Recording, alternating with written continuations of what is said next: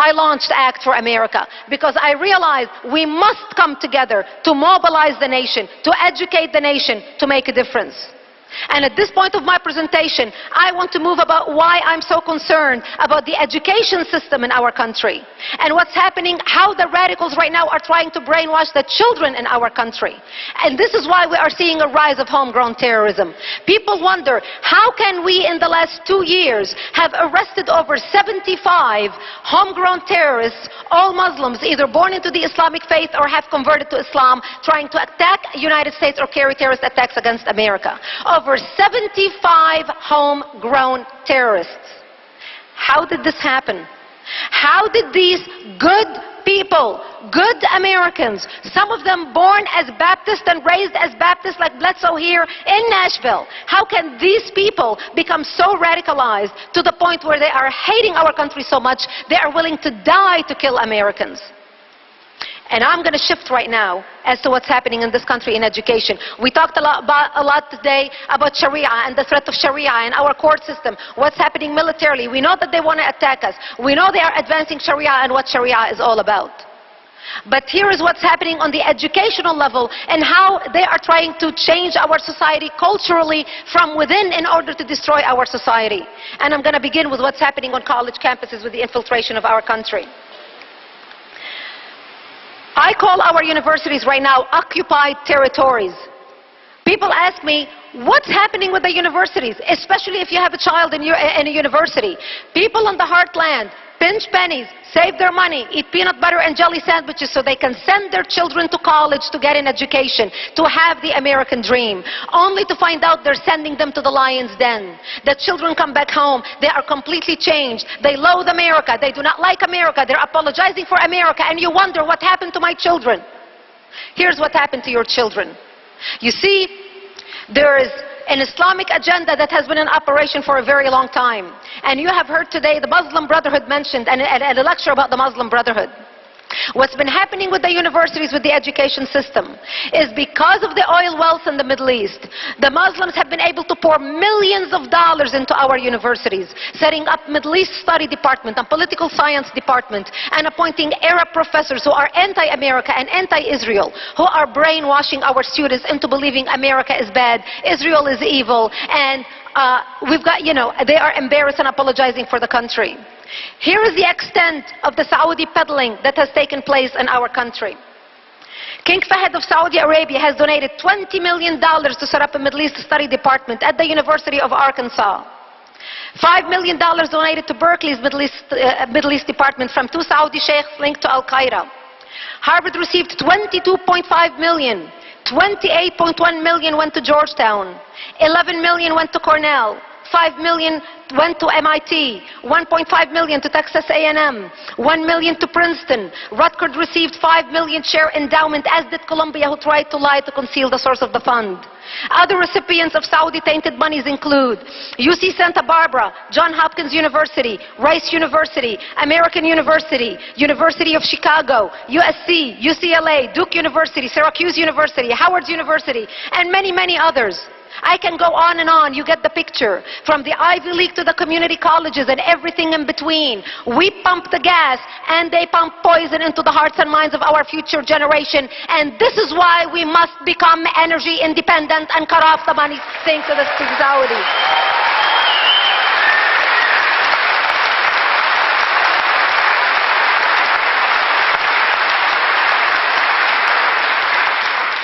The way they're doing it is they're using a loophole called Title VI program, which was started by our government after World War II to educate American students about foreign cultures and foreign languages so they may be an asset to our country, especially those who want to get into the diplomatic field and work for the State Department. This is how they are able to get this money into our universities. And this is why, when you look at the news and the media and the mainstream media and you think to yourself, why is the media so biased? Why can't they see what we see? The reason why is because for the last 16 years, all these students graduating out of our Ivy League colleges who have been fed a steady diet of resentment against America and against Israel are today the bureau chiefs, the news writers, the news anchors, the news reporters who are reporting on these things. We shouldn't be surprised. They are the opinion shapers and makers. Unfortunately, they do not realize how they get to this point of thinking this way. The problem does not stop there. The radical Islamic agenda in the country thought the strategy worked so well on college campus. Why wait until the kids get to college? Why don't we start educating the children when they are in middle school? So the Council on Islamic Education started advising America's book publishers on how to portray Islam in public schools. They started consulting with Houghton Mifflin and McGraw-Hill and Random House, who write the social studies books and the history books on how to teach Islam in the public school system. They're doing exactly what Hitler did. What did Hitler say? What did Hitler do? Give me the children, I'll change society in 10 years. And for those of you who have been watching what's happening, the attitude of the youth of America against America, you are seeing the results of years of education, of the radical agenda happening in our educational system, and years of apathy on our part, sitting on the sidelines and not paying attention how we're losing our universities and our schools. Here's what's happening with the public school system. They started now teaching a course on Islam in 7th grade. The course is a 3-week course where Johnny and Sally have to adopt Muslim names, become Muslims for 3 weeks, memorize and recite verses from the Quran, fast for Ramadan if they can, for 1 day to experience what it's like to be a Muslim, and then go to a mosque on a field trip. Here's what the course says. You know, before when I would speak about these things, people would say to me, absolutely baloney. This could not be happening. We have separation in church and state in this country. So I decided there is nothing like show and tell. So here is the course. It is the course of Islam. So here's how the course started. And before I start, by the way, don't get me wrong. I want my children to be educated about Christianity, Judaism, Buddhism, Islam. I want my kids to get an all-rounded education about all religions. But let me do the nitty-gritty at home, in my own home, when I want to teach them about what my kids want to learn.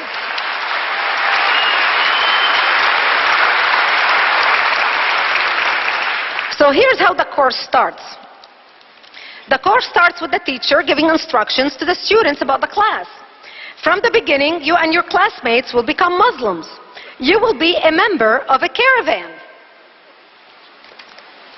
The teacher instructions continue. Dressing as a Muslim and trying to be involved will increase your learning and enjoyment.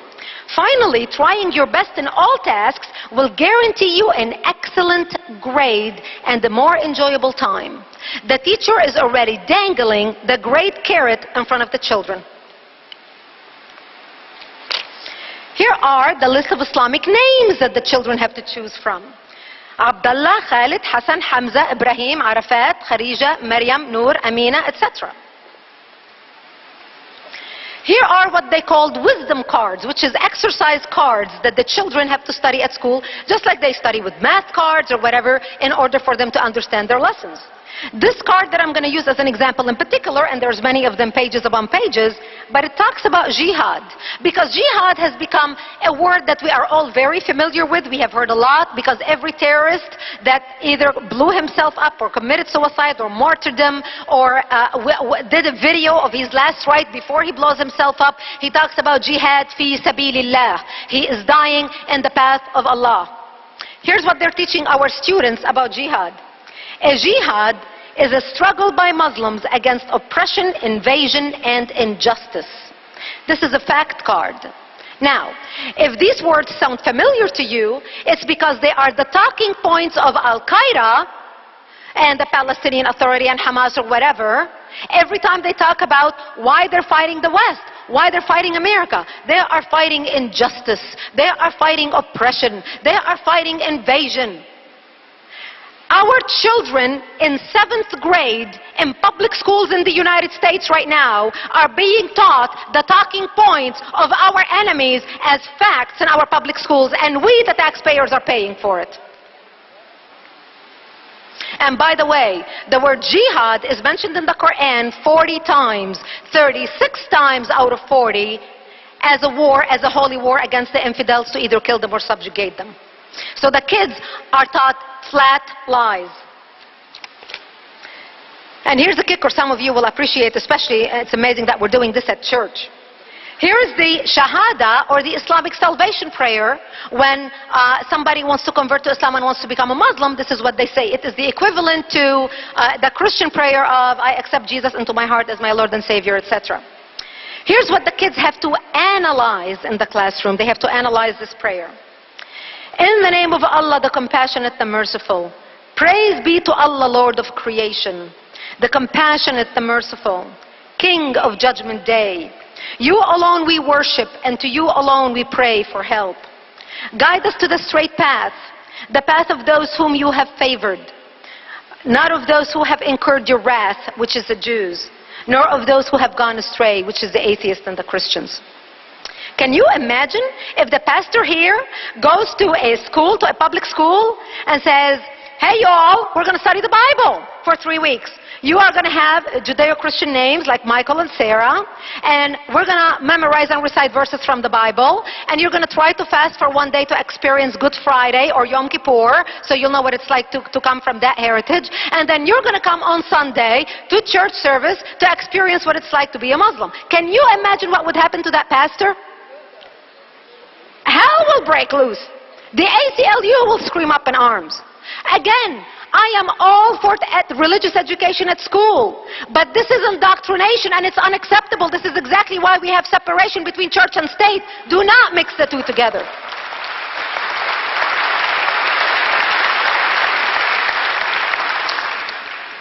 Here is some of the exercises in the class as well.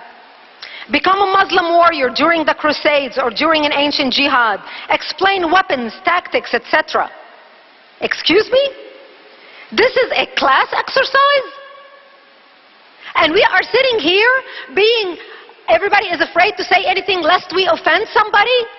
I believe political correctness needs to be thrown in the garbage where it belongs and start calling a spade a spade.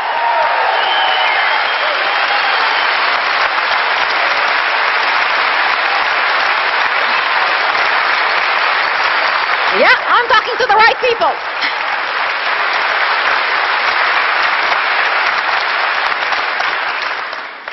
What made America great is people like us who came from all over the world to become Americans. Your great-grandparents, your grandparents, your parents, or yourself if you are a first-generation immigrant like me. We are a melting pot. If you look across this room, you'll see a tapestry of different colors, different backgrounds, different heritage, different religion, different everything. But we came all together here to be Americans. So we can love this country, so we can be free. We have all our shortcomings. No country is great. But we all work together and come together to make sure we protect and we secure this country and keep it as a beacon of light to those people coming from the rest of the world so they can enjoy what we all enjoyed, whether we are a first-generation immigrant or not. And I say to those people who criticize America, who hate America, who think so ill of America, if America is so bad, by all means we'll give you a one-way ticket and go out and go to whatever country you choose and leave it to us.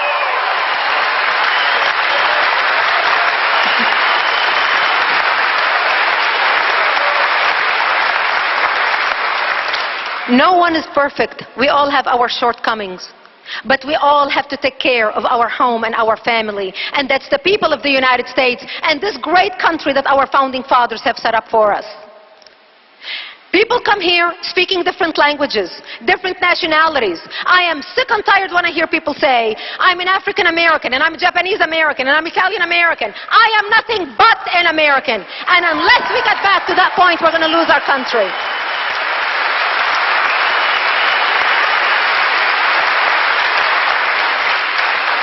And while I'm on a roll, English is the official language of the United States and shall remain so.